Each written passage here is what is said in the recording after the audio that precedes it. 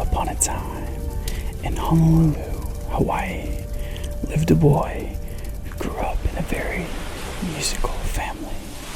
Music was in his blood, but nobody thought he would become so famous one day and become the Grammy-winning singer and songwriter who we all know today as Bruno Mars. But how did Bruno Mars become such a huge pop star?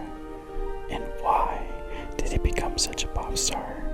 Is it true that his name, Bruno Mars, was inspired by a chubby wrestler, Bruno Sammartino?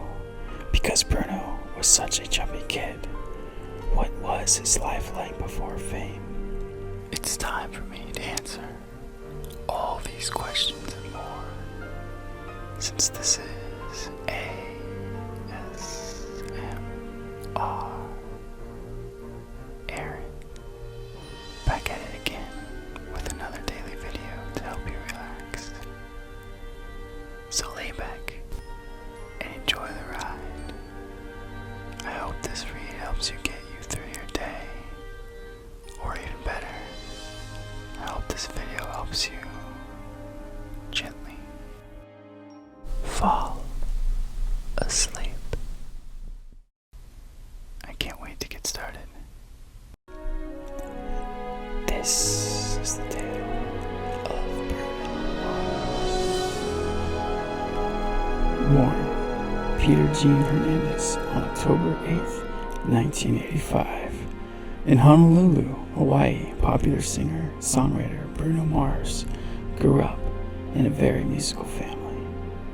His father, Pete, was a Latin percussionist from Brooklyn, and his mother, Bernie, was a singer. Mars received his nickname Bruno while he was still a baby. The name Bruno came from baby times. Older sister Jamie explained. Bruno was always so confident, independent, really strong-willed, and kind of a brute, hence the name Bruno, and it just stuck. In Waikiki Beach, Mars' family performed a Las Vegas-style revue that included Motown hits, doo-wop melodies, and celebrity impersonations.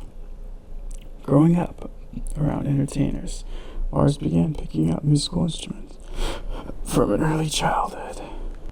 I've always had a drum set, a piano, a guitar, and never got trained to play, he says. It was later, just always there, he later recalled. That's just how I learned. Just being surrounded by it my whole life. At the age of 4, he joined the family musical act as an Elvis impersonator and quickly became one of the stars of the show. He continued to perform with his family through his childhood, and as he approached adolescence, he added Michael Jackson to his impersonation repertoire. Mars attended Roseville High School, where he and several friends formed a band, the Schoolboys, performing classic oldies hits alongside his family act at the Aliki Hotel. Sorry if I pronounced that wrong. Alaki, maybe? I'm not the best pronouncer. Mars credits his fearless stage presence to his unusual childhood. Performing from such a young age just got me so comfortable on stage, he said. Growing up performing, that was normal for me. Everyone in my family sings, plays instruments. It's just what we do, is what he said. After graduating from high school, Mars decided to leave Hawaii for Los Angeles, California. Over his few years in LA, he struggled to make a breakthrough in the music industry, and especially because he had performed so frequently while growing up in Honolulu. Mars grew frustrated with waiting for his career to move forward. It was during this period that Mars first turned to songwriting. I only started writing songs when I moved to LA because when I was in Hawaii, I never really needed to, he recalled. but it stemmed from just learning that you have to do everything by yourself. It's not like what you see in the movies, where you walk into a record company and you're given all the great songs to sing. You have to write the song, and the world is going to want to hear and play it over and over and over and over and over and over again. I learned that the hard way here in LA, Bruno says. A friend introduced Mars to songwriter Philip Morris, who agreed to help Mars compose material. They presented a song they had written and recorded to a label. He liked it, but wanted one of their own artists to perform it. Mars recalled, "We were so broken and struggling. We had to do what we had to do, so we ended up selling the song." Initially, Mars was disappointed, but it proved to be an awakening experience. "The light bulb went off," he explained. "I decided to push the artist thing aside and go into the business this way. We can write songs and produce songs, so we can just really focus our energy into writing for other artists." That's how it all began. By the early 2000s, Mars had begun to find success by writing songs for several people and several popular artists, including Flo Rida's Smash It, Round and Round, and Brandy's Long Distance, and Trav McCoy's Billionaire. Mars also produced and co-wrote Kanan's Wavin' Flag, Coca-Cola's theme song for the 2010 FIFA World Cup. After several years as one of the pop music's industry's premier songwriters, Mars finally broke out as a singer in his own right with the 2010 hit Nothing on You. The song was written for the Atlantic Records rapper B.O.B., but the record label decided to enlist Mars himself to croon the heartfelt chorus. The track proved an enormous hit, skyrocketing to number 1 on the Billboard singles chart and instantly transforming Bruno Mars from a behind-the-scenes composer into a pop performer. Several months later, Mars released his first solo single, Just the Way You Are. Just the way you are. Just the way you are. From his debut studio album, Doo-Wops and Hooligans, released in October 2010. The song quickly provided to be another hit for the artist, putting him back at the top of the Billboard single charts. Additionally, Doo-Wops and Hooligans reached number 3 on the Billboard album charts, and its follow-up singles Grenade and The Lazy Song cracked the top 10 on the single charts. Mars scored another hit with It Will Rain, a song that contributed to the Twilight Saga Breaking Dawn Part 1 soundtrack in the late 2011. I could be wrong, but I think like every big artist's main goal was to get on a Twilight movie back then. Good times. Mars went on to pick up several Grammy Awards, nods for his debut effort, including for an Album of the Year, while he went home empty-handed. Mars gave a career-building performance at the 2012 telecast. His energetic performance of his 1960s influenced song Runaway Baby had even the most jaded music industry veterans moving in their seats. Mars showed himself to be a high-energy live performer, and he did an homage to the late James Brown and his act.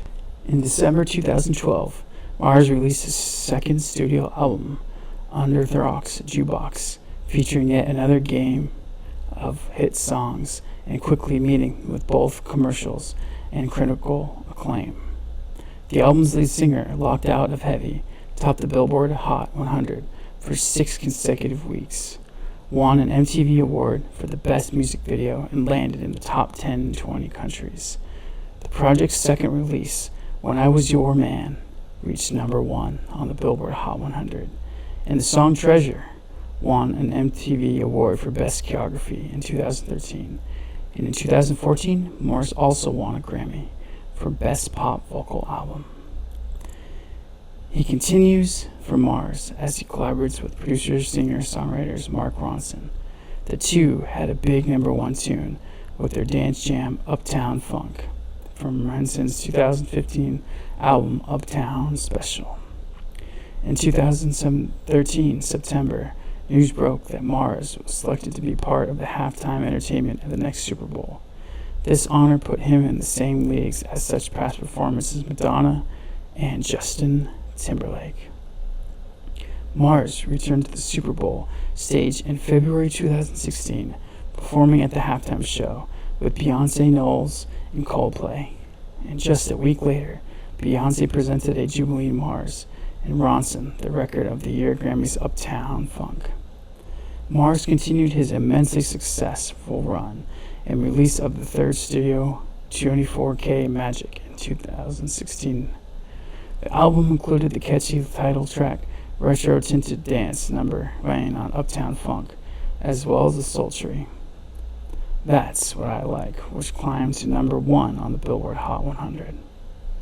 Mars cleaned up at the 2018 Grammy Awards, winning in all 6 categories, for he drew nominations including Record of the Year, Album, Song of the Year as well. He also delivered a quality performance alongside Cardi B for his single Finesse, cementing his standing as arguably the top all-around act in the business. After a relatively quiet year, Bruno Mars has announced his first concert dates in 2020. The mega pop star has shared the details of Las Vegas residency at the Park Theater, set to run in March and April, with 5 performance schedules. Mars only performs of 2019, or at the same venue aside special Super Bowl Fest in Atlanta.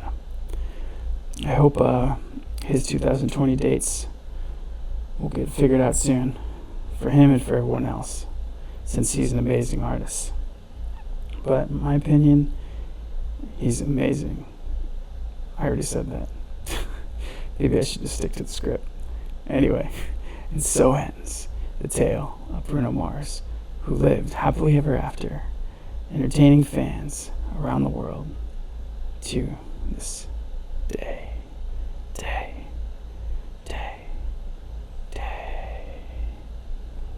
If you listen this far, I hope that you learned something or you slowly fell asleep. If so, don't forget to like and subscribe and comment below on what we should read next, or if I should continue reading in low voice or whispers, since I'm getting comments telling me to do both, but I can't figure out which one I should stick to. So please keep your votes in by commenting below. All that aside, I hope you guys have a great day. See you tomorrow.